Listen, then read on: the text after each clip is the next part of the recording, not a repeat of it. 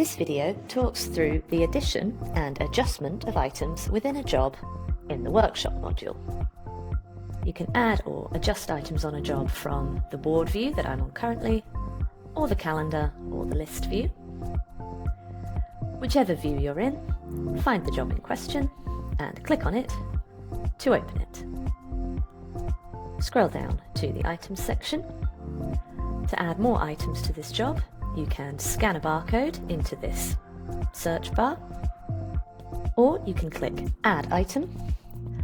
This will open up the standard search functionality. You can search for the item you want and click on Select. Then click Add Item. You can also change the quantity of an item,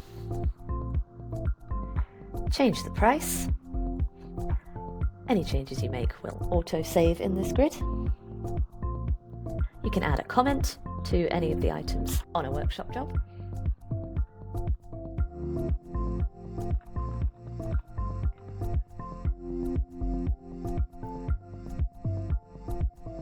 Use the red delete icon to remove an item.